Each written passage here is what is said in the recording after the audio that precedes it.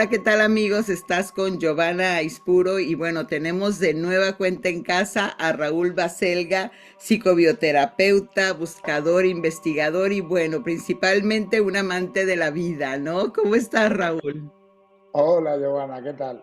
Pues muy bien, deseando ya empezar a charlar contigo, que siempre es muy fructífero. Sí, Cuando hablamos. definitivamente, y tenemos un tema que en verdad está, pero a todo lo que da, ¿no?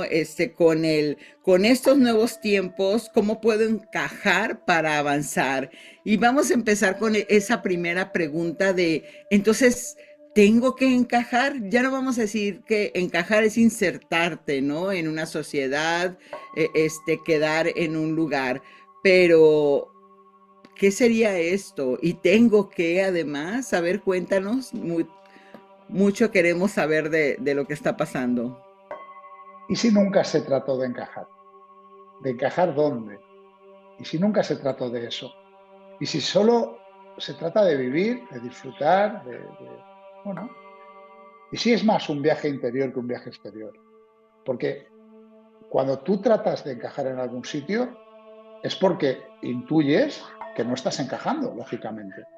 Claro. Ujú. Entonces, ¿por qué quieres encajar? ¿De dónde viene eso? ¿Y por qué sientes que no encajas? ¿Podría ser por alguna inseguridad? Ahí las dan el clavo totalmente. O sea, lógicamente, si quieres encajar, detrás de eso hay un fallo en la autoestima y una desvalorización grande.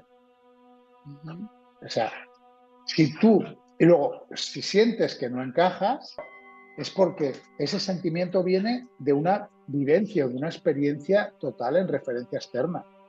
O sea, tú estás esperando siempre que el otro sea el que te dé valor, en lugar de buscar ese valor en ti, ese valor en tu esencia, en tu presencia, en ti, en tu interior. Lo buscas fuera. Entonces, ¿por qué sientes que no encajo? Porque vivo en referencia externa. ¿Y por qué quiero encajar? Por una falta de autoestima. Eso es crucial y principal. Entonces significa, podría ser que muchas personas se pueden pasar la vida queriendo trabajar la autoestima, metiéndose a cursos, queriendo parecer como alguien más, ¿sí? Y de esa manera sentir que se aportan ese valor a través de reconocimientos o a través de la aceptación de mi padre o mi madre, de querer ser la persona que dentro de mi casa sea yo quien tenga esa parte centrada, ecuánime, pero entonces no me puedo volver rebelde porque ya no encajo. Pero entonces no hay un permiso ahí, ¿qué es lo que pasa? Cuando tú quieres buscar la aceptación de los demás, siempre es una ausencia de aceptación de padre y madre. Siempre tenemos que verlo así. Son los primeros que nos acogen en esta vida y ese niño, la primera falta o ausencia de aceptación, de encajar, si tú al niño tiene un problema de encajar en algún lado, es con sus padres y con su madre, o sea, no hay más. Pero cuando ya nos hacemos adultos, cuando ya entendemos eso, si no hemos sanado esa aceptación, si no hemos sanado ese primer conflicto, vamos a ir proyectándolo en nuestro día a día. Va, Claro. va, vamos a ir así. Entonces, eh, ¿por qué el adulto, cuando trata de entrar en una sociedad, cuando trata de pertenecer a una sociedad, le da igual cómo es la sociedad? Al final, lo único que trata es de ser uno dentro de esa sociedad, Por supuesto. independientemente de cómo sea la sociedad. Y ahí es donde viene el problema. Porque encajar en una sociedad correcta, adecuada, en una sociedad eh, sana, es perfecto. Pero encajar en una sociedad que está difícil, que no vive bien, que vive en conflicto con el prójimo, que vive en conflicto con el resto de personas, con el resto de la sociedad, no es sano. Y el problema es cuando queremos encajar incluso ahí. Queremos ser uno más incluso ahí. pero es únicamente porque no estamos viéndonos nosotros mismos en nuestra realidad interna. Y entonces proyectamos hacia afuera siempre. ¿Y hay alguna diferencia de estos nuevos tiempos? Porque se habla mucho de que estamos cambiando de la era, que Acuario ahora ya llegó, ya pasaron los 1000 y pico de años. Entonces, toda esa situación está marcando una diferencia de un antes y después en cuanto a cómo nosotros tenemos que encajar o comportarnos en esta nueva pues apertura de sociedad o este entendimiento del conocimiento del misticismo. Tenemos que darnos cuenta también que ocurre lo mismo en el tema espiritual. O sea, no pensemos que cuando una persona, eh, lo que has hablado tú antes, de realizar cursos, de intentar, pues, con cursos, con formaciones, con nuevas experiencias espirituales, también trata de encajar en esa parte de sociedad espiritual. O sea, Sí. entendamos siempre que lo importante es desde qué lugar nos proyectamos nosotros hacia el exterior. ¿Por qué? Porque no es malo que alguien quiera encajar en una sociedad sana, pero ¿hasta qué punto una sociedad donde yo quiero encajar quizá es mi sociedad? Porque no se trata de encajar. Si tú tienes una vida en esta sociedad y es una vida normal, socialmente hablando, y una vida que a ti te permite enriquecimiento, tanto personal como social como individual, es que estás en tu sitio. No hay encajamiento, no hay forzaje. Para mí, encajar es forzar. Ujú. Tiene que ser fluido. No hay, cuando tú estás en una sociedad integrado, no hay encajamiento, no hay pelea.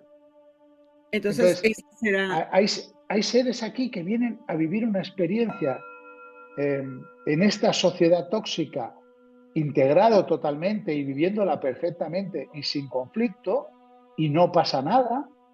Y hay personas que vivimos para vivir otra experiencia dentro de esta sociedad.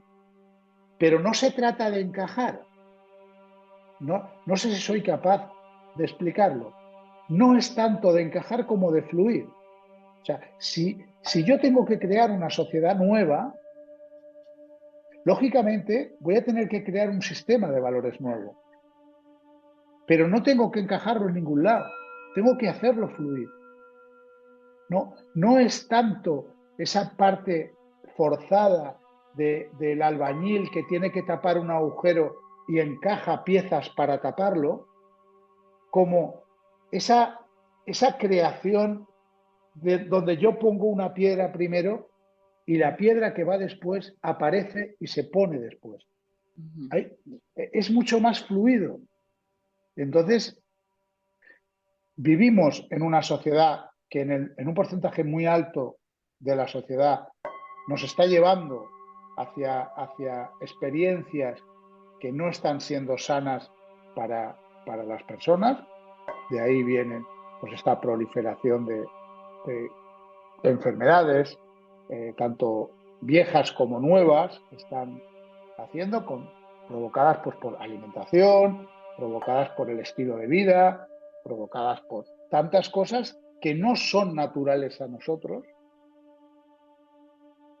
Pero si queremos crear una sociedad en la que todo tenga que fluir, tiene que ser fluyendo, no encajando.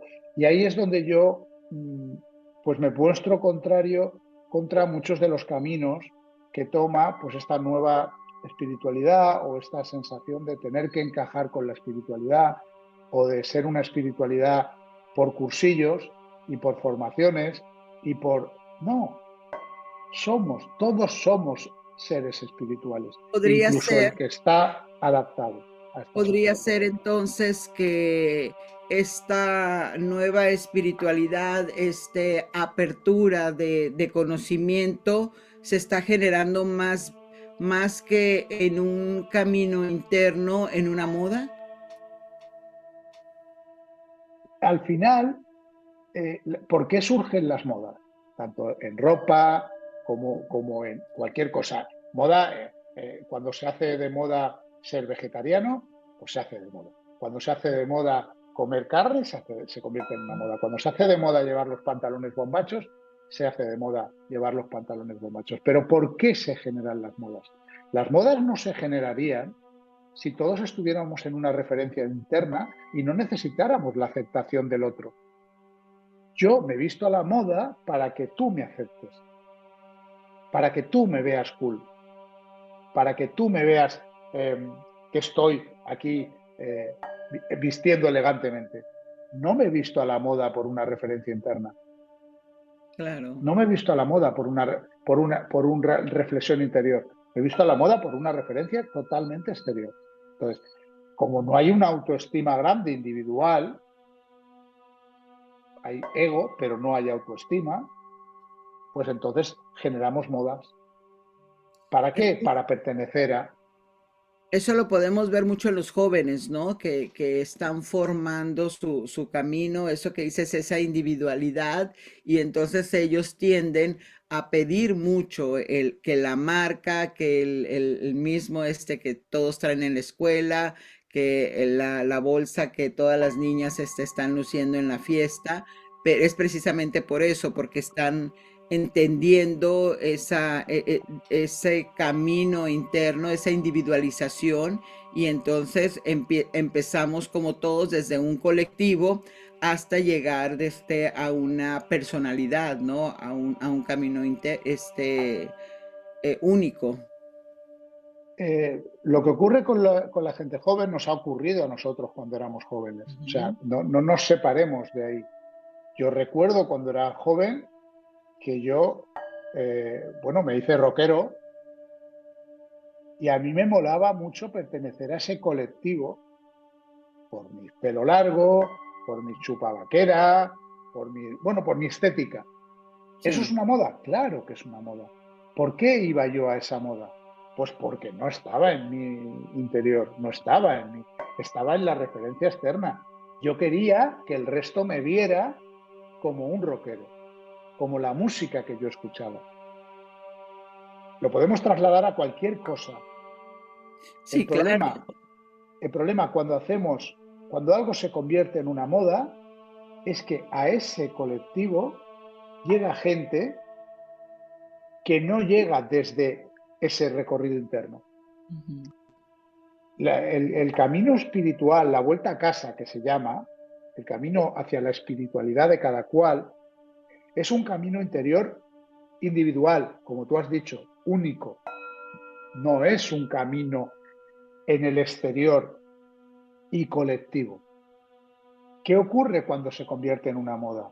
Que se hace colectivo, masivo, y entonces tengo que estar en referencia externa. O sea, yo soy el que más medita, yo soy el que hago la postura de yoga más elástica de todos, yo soy el que hace...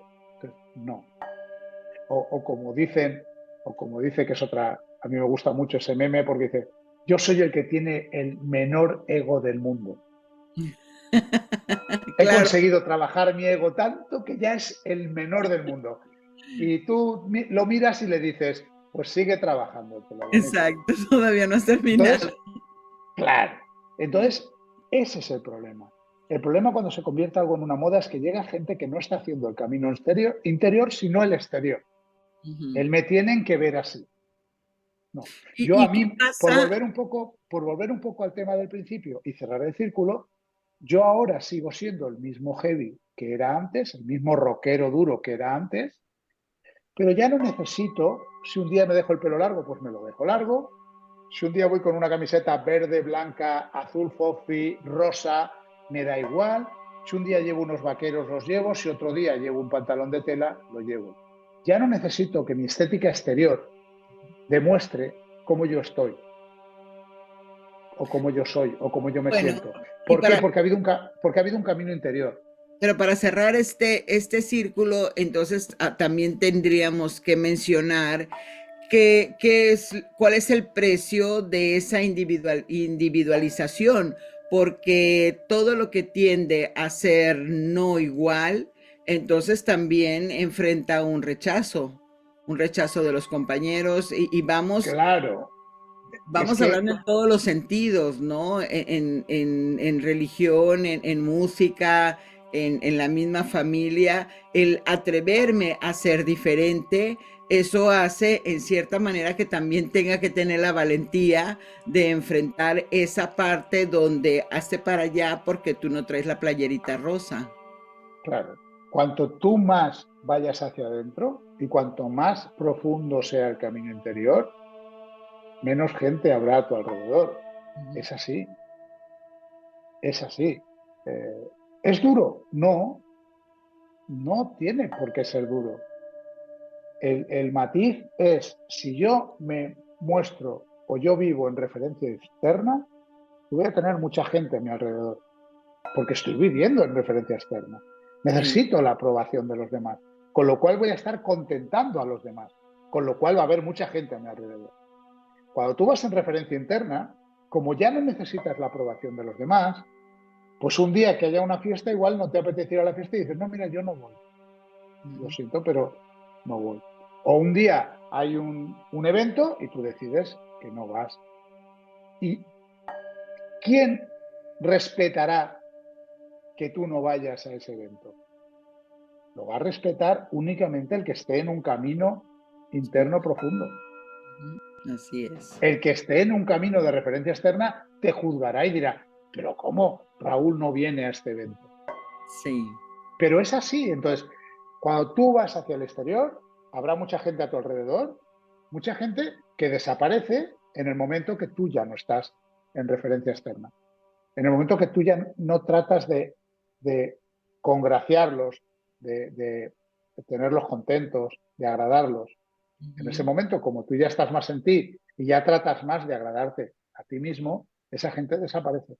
Y solo se quedan esa parte de personas que entiende que tú un día no vayas. Claro. Claro. ¿Por qué? Pues porque ellos también hacen lo mismo. El día que no les apetece no van porque están ya en referencia interna. Eso es Sí, complicado. lo Hay que, es. hay que estar muy centrado cuando uno emprende ese camino y cuando toma esas decisiones porque sabe que se va a ir quedando solo. Ujú, ujú. Ese grupo de personas que estaban porque tú les agradabas va a desaparecer. Pero no es malo ni es bueno, es tu proceso. Así tiene que ser. Y pasando al mismo tema, pero en otro punto, estábamos también hablando antes de iniciar esta entrevista, lo que había pasado en el cierre de las Olimpiadas, lo que 2024, los arquetipos que se empiezan a mostrar sociales, que entonces ahí estamos todos como consumiendo, comiéndonos toda esa información y de la cual no hemos desmenuzado, no hemos entendido que, ay, que diferente, decían mis hijos, ay, ¿qué es esto, no? O sea, ¿por qué era como un bicho, ¿no? Este vestido de, no sé, un grillo, qué sé yo, un extraterrestre. No, no había un referente, ¿no? Pero eso sí, muy, muy dorado, que te daba esa impresión de poder y demás, ¿no? ¿Cómo viste tú ese tipo de arquetipos, de imágenes, hacia dónde se dirigen en el subconsciente que es tan delicado? Pues mira, en la ceremonia de apertura de las Olimpiadas hubo como una orientación hacia cargarse todos los valores tradicionales, o sea, esa ridiculización de la Santa Cena, eh, con la que podemos estar de acuerdo o no, pero hubo una ridiculización y bueno, fueron saliendo luego más ejemplos de cargarse esos valores, vamos a llamarlos así de alguna manera, en los que se ha criado la sociedad occidental. Hubo con la ceremonia de apertura hubo un primer intento, ¿no? Hubo una intención. Y luego con la de clausura, una vez nos hemos cargado todos esos valores, pues en la de clausura aparece en la imagen de Tom Cruise la llegada de los cielos de un falso profeta. Y cómo la población, cuando él llega al suelo, lo acoge como un héroe, lo trata como... Bueno, pues al final son escenificaciones. Habrá que estar atentos porque socialmente nos están empujando hacia el declive de la sociedad occidental. Habrá que estar atentos a quién nos van a poner como salvador, como ese falso profeta que nos va a salvar del final, ¿no? Para mí, como todo es una escenificación, incluso la vida que estamos viviendo es un manejo de manipulaciones y tal, pues bueno, simplemente poner a la gente en atención porque, como hemos hablado antes del primado negativo y del efecto que provocan algunas películas, algunas series en nosotros, negativamente hablando, también hemos hablado de la parte positiva, antes de entrar en esta charla, de esas emociones que afloran y que tenemos que dejar que surjan. Cuando una serie o una película nos produce tristeza, dejar que eso vaya a más y que saquemos toda esa emoción hasta vaciarnos. O sea, tiene un beneficio. Efectivamente. Pues con esto de las ceremonias de clausura, apertura, que se venden como unas películas, tenemos que estar también atentos porque nos pillan en un momento en que estamos viendo algo que no sabemos muy bien lo que estamos viendo y llega directamente al inconsciente. Entonces, estar atentos qué falso Mesías, qué falso profeta nos van a vender en los próximos años, que va a ser el gran salvador de esta humanidad que se dirige hacia el abismo y hacia el descontrol. Bueno, simplemente nos lo han mostrado en una ceremonia de apertura y en una ceremonia de clausura y simplemente habrá que estar atentos. Porque normalmente no va desencaminando. Una ceremonia de apertura y de clausura de los Juegos Olímpicos nos muestran cosas. Hay una teoría que analiza la ceremonia de clausura de Londres 2012 y creo que fue Londres 2012, donde habían muchas enfermeras en toda la escenificación, muchos hospitales, muchas camas. Bueno, simplemente dejémoslo ahí, ¿no? Se puede ver la ceremonia de apertura y de clausura de Londres 2012 y la gente que saque sus conclusiones pasados 8 años. Claro, claro. O no, o sea, es así. Entonces, bueno, pues veamos un poco qué nos va a deparar o qué nos están mostrando en esta, intentemos ser listos y ser espabilados cuando nos llegue ese falso profeta o ese falso Mesías. ¿Y cuáles son los pasos que tú recomendarías a toda esta audiencia de seguir para justamente tener ese discernimiento, para estar conscientes de que esos cambios realmente me quiero ajustar a ellos o los quiero dejar de lado? Es como el tener consciente algunas cosas que cuando entro a ver esos nuevos espectáculos, como ahorita mis hijos traen esta película de cartoons de Wolverine, ese que tiene sus cuchillitos aquí, ¿no? En la mano, y con el otro, pero de una manera, de un humor ya muy negro, de un humor que les digo es que la sistematización como ahora el que no me parece te mato, es así como les digo, oigan, tomen conciencia de eso, ¿no? Porque es como muy normalizado, porque ahora antes teníamos como más definido que el villano era el villano, el malo era el malo, y entonces había que atacar, ¿no? Como arquetipo. Pero hoy por hoy realmente el villano o el bueno ya se confunden. Ya hay una distorsión en quién de los dos está en ese juego, pero además desde la comedia. Entonces es jajaja ja, ja, y hay ademanes que ya hacen los de en los videos musicales, no muestran el arma, pero muestran la mano y empiezan a tirar balazos, ¿no? Entonces te quedas a ver, les digo yo a mis hijos, ¿dónde está aquí la lógica en todo esto? Que es la normativa de nuestra sociedad o de nuestro camino, porque no veo ningún valor en todo esto. ¿Y qué es lo que sientes tú que podríamos hacer, ¿no? Con uno mismo y con aquellos padres que tienen esos jóvenes, de que, claro, a veces no nos permiten ni siquiera hablar. Uno tiene que entrar en el contexto, es así como, invítame por favor a ver tu película, y cuando la vi dije, no me hubieras invitado. Bueno, tenemos que tener claro que en la sociedad en que vivimos hemos conseguido eh, elevar nuestro eh, nivel medio de vida porque le hemos dado un valor a la vida.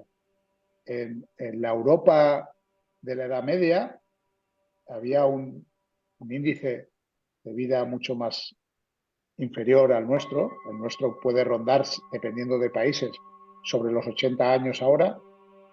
En diferentes épocas de esta humanidad hemos estado en 30 años de vida, 40 años de vida, 50, porque no se le daba valor a la vida y porque una persona solucionaba sus disputas matando a la otra. Ujú. Entonces, había gente que con 20 años tenía una disputa por una mujer y se hacía un duelo y se mataba una a la otra, con lo cual ahí no habían enfermedades, era un acto social. En la Edad Media cualquier cosa se dirimía a espada y la gente se moría pues porque habían combates donde se mataba. Desde hace 100, 150 años hacia adelante, le hemos dado más valor a la vida. Ya no matamos con esa asiduidad y con esa facilidad que se hacía en la Edad Media. Con lo cual, nuestro porcentaje de índice de vida ha ido subiendo. La medicina ha hecho su parte, pero principalmente ha sido porque ya les damos un valor a nuestra vida. Eso no ocurre en otras zonas del planeta. Ujú. En la sociedad occidental sí que funcionamos así, pero en otras zonas del planeta no ocurre eso. No voy a dar nombres, pero vamos, es, es, son zonas que precisamente han evolucionado menos que nosotros.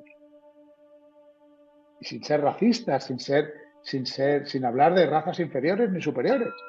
Simplemente es una evolución que hemos tenido aquí donde le hemos dado valor a la vida, ya no solucionamos los conflictos personales eh, enfrentándonos unos a otros y matándonos.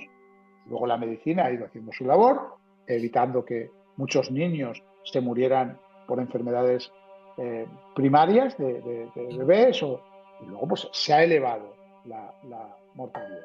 Si ahora volvemos desde el primado negativo, desde esas series o desde esas películas, nos están infundiendo un escaso valor de la vida, pues habrá que tener cuidado con ello. Que no es ni bueno ni malo, para mí no es ni bueno ni malo. Si Claro. es el proceso de involución al que tenemos que volver como sociedad, pues volveremos como sociedad a ese proceso. Pero tenemos que darnos cuenta cómo queremos vivir. ¿Queremos vivir en una sociedad donde no se le dé valor a la vida humana y los conflictos los solventemos cara a cara y con un cuchillo, una navaja, y como salía ese personaje que tú me decías, ¿no? Con los dedos afilados, ¿no? Con navajitas? Pues Ujú. queremos solucionar el conflicto así o lo queremos solucionar como la sociedad que tenemos ahora, donde yo tengo un problema contigo y nos vamos a un juez o lo dirigimos desde la justicia y el juez te quitará o te dará la razón. ¿Queremos vivirlo así o de la otra manera? No pasa nada. Si hemos pasado ya por ahí y Claro. volveremos. Y si volvemos a eso, volveremos a llegar a lo otro. Pero simplemente tenemos que decidirlo como sociedad nosotros.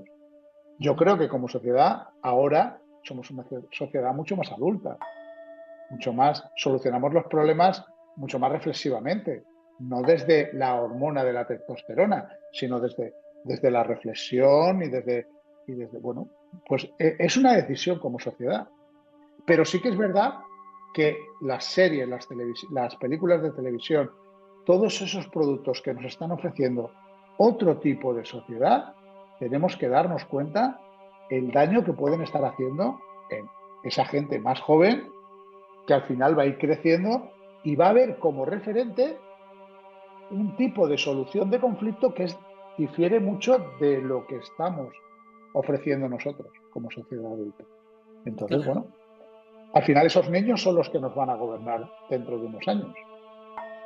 No hay más. Absolutamente, ese es el asunto, ¿no? Que hemos dejado de ver en cierta manera, estigmatizando las noticias. No hay que ver noticias para que no te sugestiones, no hay que ver programas que te demuestren la economía, la política y demás. Sí, pero entonces le estamos dando mente solamente a ese tipo de programas, ese tipo de series, y sí, definitivamente hay que tomar pues el discernimiento, ¿no? En todo eso, como dices, no es bueno, es malo, pero me conviene, pero Claro. realmente lo quiero yo en mi vida. Y bueno, por último, una pregunta que no puedo dejar de hacerte es, se está hablando mucho de que este año es un año de mucho conflicto, es un año también de mucho renacer, de que tiene esas dos aristas, ¿no? De que lo suelto o lo dejo. ¿Qué es lo que sientes tú como también estudioso y caminante en la astrología? ¿Qué es lo que sientes que está pasando? Porque también en tu libro El despertar, que ampliamente se los recomiendo, hablas, ¿no? Que también el camino astrológico nos muestra una historia y nos muestra una develación de senderos que quizás hay que transitar y que hay que estar, pues, si no alertas, sí conscientes. Hay una conjunción de planetas que se ha producido en julio, que es la conjunción de Marte con Júpiter, y esa conjunción de Marte con Júpiter lo que hace es Júpiter, todo lo que toca, a todo lo que se expone, a todo lo que lo hace masifica todo lo que toca, ¿no? Y es Marte, que es el dios de la guerra, es el dios de los conflictos, es el planeta por excelencia cuando hablamos de pasión también. Bueno, pues si esa conjunción para mí ya es importante, aún encima está en cuadratura, o sea, está en mal aspecto con Saturno. Y así va a estar durante varios años. Y en mi Varios libro, años. sí, esa cuadratura se muestra en varios años, durante varios Ujú. años. Y, y durante ese proceso, en épocas anteriores, cuando se ha producido esa cuadratura, lo que nos ha demostrado el estudio histórico de esos años es que se han producido eventos que han sido catalizadores de otros más grandes. Y voy a poner el ejemplo de lo que se produjo la anterior vez que esa cuadratura estuvo en el cielo de la Tierra. Pues la anterior vez se produjeron dos eventos que marcaron los siguientes 200 años de la humanidad. Uno fue el motín del té, que fue el motín que se produce, creo que fue en Boston, Ujú. y que a raíz de ese motín, de esa rebelión, eh, se produjo la rebelión de lo que antes eran colonias inglesas en Norteamérica contra la corona inglesa, y se produjo el nacimiento de Estados Unidos. O sea, durante esa cuadratura se produjo el motín del té. Eso fue en Estados Unidos. El Ujú. motín del té trajo años después una situación de rebelión contra la corona inglesa y surgimiento de los Estados Unidos de América. Pues imagínate qué no puede ocurrir cuando esta es la siguiente vez que va a producirse la misma cuadratura, Ujú. la misma formación planetaria. Pero claro, podríamos decir, vale, eso fue en Estados Unidos, se creó Estados Unidos años más tarde. Vale. ¿Qué pasó en Europa durante esa cuadratura? Pues pasó que María Antonieta se casó con el rey de Francia, el rey Sol, el Luis XVI de Francia. ¿Qué provocó ese matrimonio? Ese matrimonio provocó que por sus desmanes, por su desgobierno, Ajá. provocó una... De hecho, ese rey fue el que subvencionó a Estados Unidos, el que le pagó a Estados Unidos su rebelión contra la corona. O sea, Oh, ujú, fue el rey que con su dinero ajá, sufragó la rebelión de los colonos americanos contra la corona inglesa. Y ujú, eso mismo sumió al pueblo francés en una hambruna brutal que años más tarde provocó la Revolución Francesa. ah, Y la Revolución Francesa es lo que hizo y dio pie a la creación de los estados tal y como los conocemos hoy. ujú, O sea, el estado político que conocemos hoy, los Estados Unidos, España, sí, Francia, Inglaterra, Rumanía, Polonia, Alemania, los estados, como los conocemos hoy, surgen a raíz de la Revolución Francesa. O sea, tenemos que tener muy claro que siempre hay eventos anteriores que son los catalizadores para que luego ocurran eventos mayores. Yo creo que durante estos año y medio, 2 años, que ha empezado en julio y sí, acabará pues en julio del año que viene, o incluso medio año más o por ahí, se van a dar eventos que no van a ser importantes, van a ser, bueno, pues como el motín del té en su momento. Fue simplemente un motín, no fue ajá, más. O el matrimonio de María Antonieta con Luis XVI. ujú, Fue un matrimonio, no parecía que iba a ser nada más, pero claro, luego fueron la clave para que se produjeran otras cosas. Porque hay que desencadenó. entender que la Revolución Francesa se produce porque el pueblo está muerto de hambre. Y en el palacio, María Antonieta y Luis XVI hacen unas fiestas con un derroche económico brutal. Aparte de haber sufragado a Estados Unidos su revuelta, ellos hacen un dispendio económico y de fiestas y de bueno, pues de tirar la casa por la ventana, como se dice en castellano, brutal cuando el pueblo se está muriendo de hambre. Claro, Entonces, hay que entender que ese matrimonio fue la clave para la Revolución Francesa y ese motín del té entonces se fue la está clave. gestando. Se Ujú, está gestando. Yo me estoy apuntando una serie de acontecimientos que están ocurriendo desde julio de, de este año y bueno, veremos a ver cuál es el que provoca. y a nivel Uno, personal, te diría uno, porque sí, cuéntanos, cuéntanos. Tú estás en Estados Unidos y hay uno que ha ocurrido en julio que puede ser muy importante, que es el intento de asesinato de Donald Trump. Oh, sí, Bueno, lo dejo ahí. Se ha quedado en un intento de asesinato. ujú, No sí, ha cuajado. ¿Qué puede pasar si ese hombre no muere? ujú, ¿Qué cambios pueden provocar después? ujú. Yo no digo que sean buenos o malos, ¿eh? No estoy diciendo Eso, ni buenos ni malos. Simplemente, ¿qué puede provocar que este hombre no haya muerto en ese atentado? Hay muchos más, ¿eh? Ahora viene la viruela del mono, ahora vienen una serie de cosas, ¿no?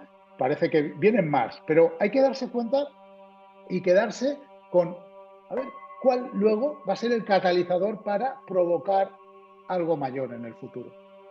¿y a nivel personal sucederá algo también o solamente es masivo? A nivel personal, es que ya está ocurriendo. Es como yo me atengo a los hechos antiguos, ¿vale? ¿Qué provocó, qué cambió en los colonos americanos a raíz del motín del té? El motín del té simplemente fue una revuelta porque los colonos americanos estaban en contra de los impuestos que le estaban pagando a la corona por el té, por Sí, consumir el té. Eso, seguramente ese motín, a los colonos americanos les hizo pensar que es posible, que se pueden rebelar contra la corona. Les hizo un cambio individual para ujú, luego, años más tarde, poder enfrentarse de verdad. En Francia ocurrió lo mismo, ¿no? Esa boda, esos dispendios, pues fue cambiando individualmente a la gente. Para hacer un cambio grande, el cambio tiene que ser individual, que lleve a ese cambio grande. sí, Si no, sí, no puede ser. ujú. Entonces, ¿qué han ocurrido o qué van a ocurrir en este periodo de julio de 2024 a diciembre de 2025? ¿Qué va a ocurrir? Que a la gente la va a ir cambiando el clic, le va a ir cambiando el chip. Pues bueno, es que el cambio va a ser individual, no va a Claro, ser. para hacer un cambio colectivo tiene que ser un cambio individual. Y todos los eventos, al final de cuentas, dependiendo de la región donde lo vivas, pues te va a ir dando a pensar, ¿no? Y eso es Claro. mantenerte en tu presente para que puedas no solamente ser un espectador, sino también un participante en ese cambio. Tú Y sabes que a mí lo que me gusta es la astrología histórica. O sea, yo ujú, no me dedico a la adivinación. No sí, tengo ese don. Si lo tuviera, quizás me dedicaría a ello. Yo lo ujú, que cojo son hechos históricos basados en aspectos planetarios y los traslado ahora al como presente resultado. que estamos viviendo. Y Sí, entonces yo no sé cuál va a ser el evento importante. Sí que digo que va a ocurrir un evento muy importante ahora, en los próximos año y medio, 2 años, que va a marcar los siguientes años y que va a ocurrir algo que va a marcar los siguientes 200, 300 años. y en tu libro El despertar hablas de mucho, mucho de todas. En mi libro recojo todo eso y lo hago pues, de una manera más extensa. Te, Sí. te, te introduzco en ese tema y sí Ujú. que es verdad que al final del libro doy unas claves para intentar, pues por lo menos vivir todo este cambio y todas estas convulsiones de una manera más pacífica, por lo menos en tu interior. Que al Absolutamente. final, si lo conseguimos vivir pacíficamente en nuestro interior, vamos a proyectarlo pacíficamente al exterior.